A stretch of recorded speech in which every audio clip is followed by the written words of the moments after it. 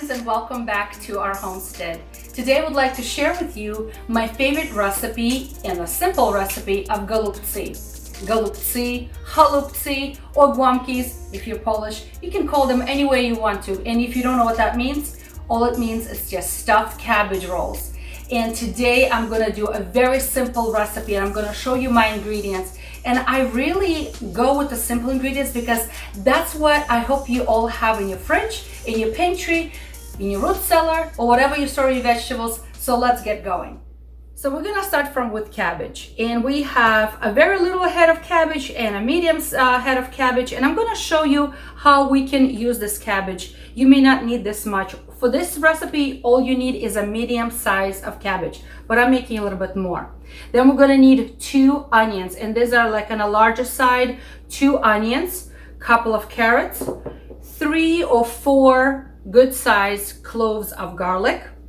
We're gonna need some meat, and you guys can choose what meat you want. So I have some beef, grass-fed, grass-finished beef, ground beef here from a local farm, and I have some, and I just made it myself, and I have some ground pork, but you may omit pork altogether if you don't want it.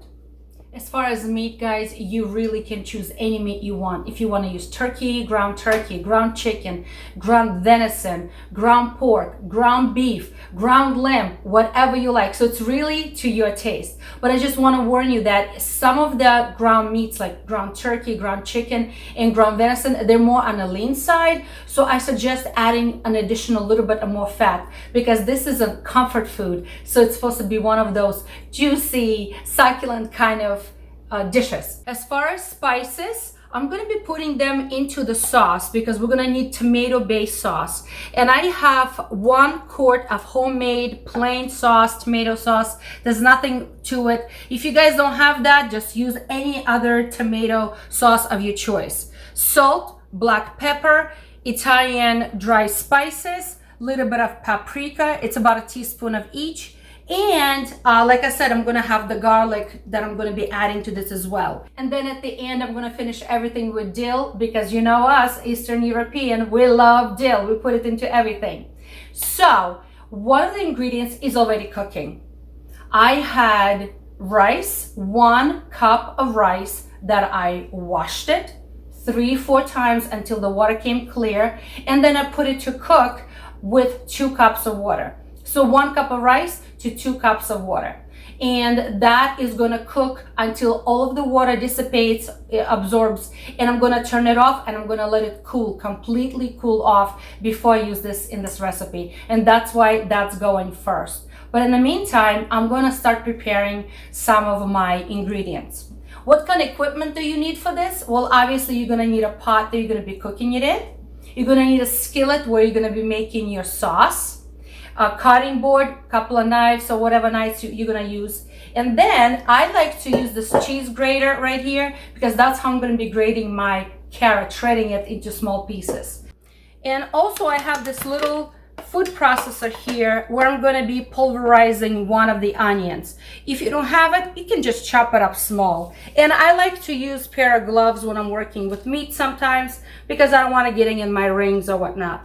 And that's pretty much it. I'm going to start by preparing the cabbage. And this is a small head of cabbage, fresh cabbage, that I'm going to be just cutting out the core. So I'm using a long and thin knife. Hopefully I don't cut myself. And I need to cut out this core. Why? Because I need to prepare this cabbage in boiling water to make the leaves nice and soft and pliable. All right, just loosened it all up. I'm gonna take it out, and I just use this big fat fork, so I'm gonna stick it in there because now it needs to go into boiling water. All right, so I'm just putting it in a large bowl, pot just like this. I'm gonna cover everything with boiling water, and I'm gonna turn the heat on, and I'm gonna cook it for the next 5-7 minutes so this cabbage becomes nice and soft. It may become a little bit lighter in the color, but that's quite normal. Now, I don't want to cook it for too long because I don't want this cabbage to lose its beneficial nutrients in this water. So just kind of like quick steam sort of, so it can loosen up and become softer. So, but I want to show you another very simple method, because every time I struggle with boiling cabbage, my hands are burning as I'm trying to separate the leaves. So I've decided to try something else. I took a whole head of cabbage like this and I stuck it in the freezer, just like this. I stuck it in the freezer for about 24 hours and then I brought it out and I left it on my kitchen counter to defrost.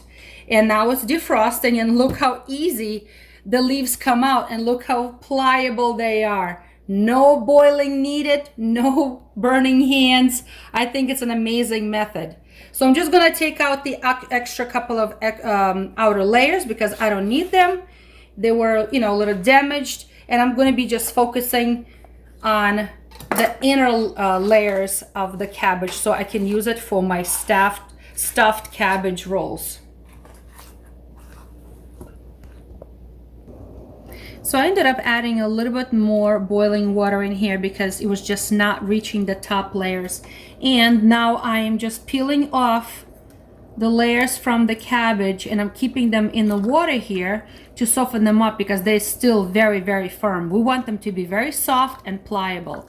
But do you see how difficult it is to work with boiling water? Because, you don't want to burn yourself and you're trying to make them soft. That's why freezing cabbage and then defrosting it is so much easier than this boiling water process. All right, so I'm gonna start working on making the filling. I'm gonna start making the filling for the meat. So I'm taking one large onion. I'm just gonna chop it roughly. And I'm using this brand new knife that my friend sent me today. Thank you, Daniel. You always supply me with these amazing knives. And I'm gonna throw it into a little food processor. Now, if you don't have a food processor, you may just, chop it up yourself and massage it with the hand until it releases juice. But it's really up to you how you choose to do it. And I'm just going to pulverize everything until it turns into nice and fine pieces. Okay, so now I combined the ground pork and the ground beef in here. How much to use for one medium size head of cabbage? How much meat? I want to suggest about 2 pounds of meat. That's going to be nice and meaty kind of recipe. If you like to use less and more rice, that's fine, but in my case that's what I'm going to be doing. And now I'm going to be putting my salt and pepper. So I'm going to put about a good generous teaspoon of salt, and this is pink Himalayan salt. If you guys using fine table salt, then I suggest using only half a teaspoon because it's much finer.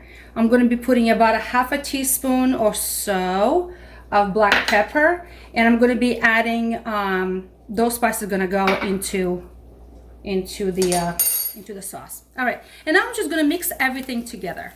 So for this, I'm going to put some gloves on, but you don't have to. I'm just going to put them on because I don't want to get any of that meat into my rings.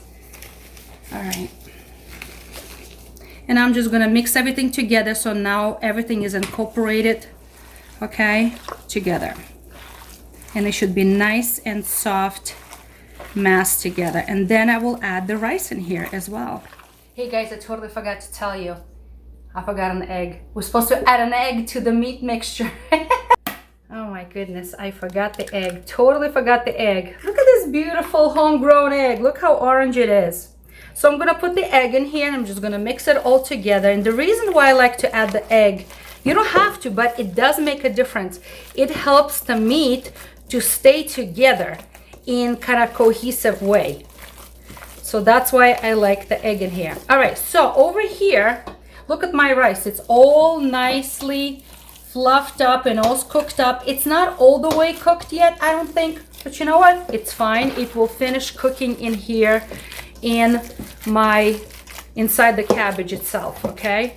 So in the past, a long time ago, when I was learning how to cook these goluptsi from my mama, sometimes she would use raw, uncooked rice. But you know then what happens?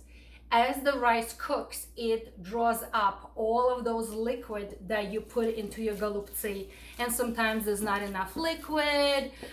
it's just a problem. So I've learned over the years of cooking on my own that pre-cooked, half-cooked, or all the way cooked rice is a good idea to use. So a question may come up, well, can I use leftover rice from yesterday's meal? Plain white rice. And yes, you may. Just keep in mind that you don't want that super dried rice. You want it to be nice and fluffy rice, okay? So, okay, here. So here my rice completely cooled off, and I'm just gonna be adding it to the mixture of meat. Oops, I'm making a mess here in my kitchen. And I'm gonna be mixing it all together. Okay, so now I'm gonna start working on the sauce itself. So the remaining second onion that I have, I'm just gonna be chopping it into little squares, okay? I don't want very large pieces because I want them to kind of dissolve and disappear in the sauce. So I'm just chopping them up in tiny little pieces. I'm telling you, I love this knife. This knife is amazing. All right, so I'm just gonna chop that all up. And then I need to prepare the carrot as well. And the carrot has to be shredded. I'm telling you, there's something about this recipe, but the carrot has to be shredded. So again, it's a very, very small pieces, almost that they kind of like dissolve and disappear in the sauce. I also have to get the garlic ready. Chop them up into fine little pieces because nobody wants to bite into a big piece of garlic. But you'd rather have garlic dissipate and disappear, but only be the flavor in the sauce. Okay, garlic is ready, onion is ready, carrots are ready. We're ready to make the sauce. Okay, so I have my skillet heating up. I'm just going to be adding a couple of tablespoons of olive oil, and I'm going to start sauteing my vegetables.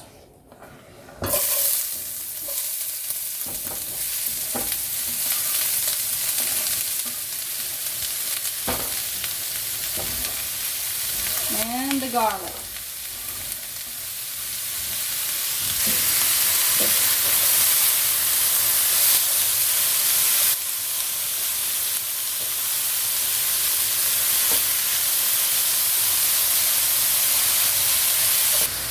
Okay, so it's going to be just softening up all the vegetables, and this is a good time to add the spices. And I have the Italian blend here and some paprika. I'm going to be putting a little bit of black pepper to taste. So for me, it's probably about 1/4 teaspoon or so. And I'm going to be putting about 1/2 teaspoon of salt, maybe a little bit less. But again, remember, this is pink Himalayan salt. It's quite coarse. But if you're using table salt, it's very fine, so you need to use less of it because more fits into the spoon. So I'm just going to allow this all marry together. Let all of these vegetables get softer, and then I will add the tomato sauce and let this all stew together for a few minutes until everything becomes nice and thick and delicious. Okay, so just begin to soften up all the vegetables. I turned down the heat because I don't want it to burn, and I'm just gonna now add all of the tomato sauce. So this is 1 quart or 1 liter of tomato sauce. If you guys don't have tomato sauce, you may use tomato paste mixed with water, or tomato in chunks, whatever you want, or already prepared tomato, already seasoned tomato sauce, spaghetti sauce, whatever you like. So now this is going to cook together nicely, just like this. Bubble along nice and soft until we create this delicious, beautiful sauce. Now listen, as far as spices or herbs, if you like basil, add basil. You like other spices, this is a good time to add any spice you want, but I'm gonna keep it simple. Okay, so I'm just gonna take one of these leaves and see how it has that big fat rib that goes through it. Well, either you can break it up somehow, right? You can break it up by pressing on it, or better yet, take a knife and just slice the top off to make it nice and flat. Because if you don't cut that off, it will be very difficult to roll it up. So don't worry about having these holes in here. That's the beauty of having egg in the meat mixture, because now that's how it's gonna stay together. So I'm gonna take a generous spoonful of mixture, put it here. And there's so many ways of rolling up golupci, and you guys can do it any way you want it, any fashion, any way. So I'm just gonna put the sides together, tuck in the bottom, and roll it up. That's why they're called cabbage rolls. And here's my cabbage roll. So now I have, let me move my pot a little closer here. So I have a thick bottom Dutch oven pot. I just drizzled a little bit of oil on the bottom, and I'm gonna put the seam, the last seam down just like that. I'm gonna be packing all of them right here. So let me show you the next one. So this one was from my frozen one. See how soft and pliable it is? Okay. If you don't like very large golupci, you may cut this in half and make a small one. Okay, like see, like this one was very large. If you want to cut it smaller, you can. I'm gonna keep it just like this. Again, I'm gonna take a generous spoonful of mixture, just like this. Put the sides in, side one, side two, tuck it in, and now roll it up. Can you guys see it? And you roll it up. Roll, roll, roll, roll, roll. And a cabbage roll is down. Look how pretty. Yum! And again, it goes into my pot right next to the next one, and so on and so forth. This is a really good thing to involve your family, your kids. Okay, the first layer is down, and here is the sauce. It's been cooking for about 15, maybe even 20 minutes. It got much, much thicker. Look how beautiful it is. And I'm going to be taking some of the sauce and putting on top of the first layer, just a little bit, not too much, but just enough to cover each golubets, each golubets, whatever you want to call it, each guamki, right on top, just a little bit, and spread over, because I'm going to be adding the second layer on top, and I want each cabbage roll to have a little bit of the sauce goodness, just like this. Okay. Second layer is up, and that means I'm gonna put more sauce on top, just like this. So every little golupchik has beautiful flavor in each one of them. All right, just like this, guys, just like this.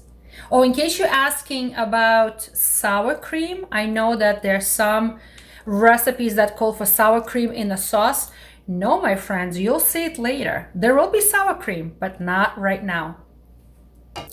Okay, friends, so this is what's left over from the inside the cabbage that we did not finish up. So I'm just gonna take those pieces and cover everything with those pieces, okay, because we did not use them up. And just everything just like this, nicey nice. Extra pieces that were left over. And I'm gonna finish everything with the top layer of sauce. Oh my goodness, I can't even take it apart anymore. It's one of those, the inside of the cabbage, you know, the inside of the cabbage pieces. All right, that looks good right there. So I'm just gonna put a little bit more on top. Okay. Spread a little bit more sauce on top to make it nice and delicious. Yeah. Okay.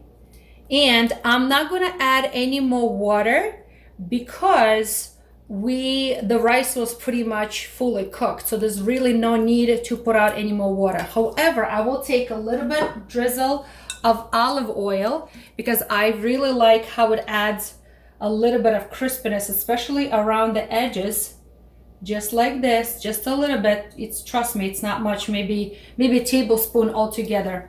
I'm gonna put a cover on, and I'm gonna put it to cook on a stove. So I'm gonna start on high heat until it comes to a boil, and then I'll turn it down to low and let this bad boy cook for a good half an hour to 45 minutes until everything nice and delicious. All right, my friends, look at this beauty. Do you guys have a smell-o-vision? Turn it on, because this is what we need right now. It's beautiful, beautiful golupci. So I'm just gonna scoop a few in here into my serving dish. Oh my goodness, they look so appetizing, so good. Let me try this one here. So good. They're beautiful. All right. Oh, I'm making a mess. No mess, Mama Lil, no mess. Okay. And remember how I said there was no sour cream in the sauce, but there's sour cream here. Look at that. Beautiful, big dollop, generous dollop of sour cream. So each one of them will get some. Yum! Finishing up with some dill, because that's what we do. So friends, I hope you are encouraged to cook from scratch. These are all seasonal ingredients that should be in your fridge, in your pantry. So please make some goluptsi. Be encouraged and try something new.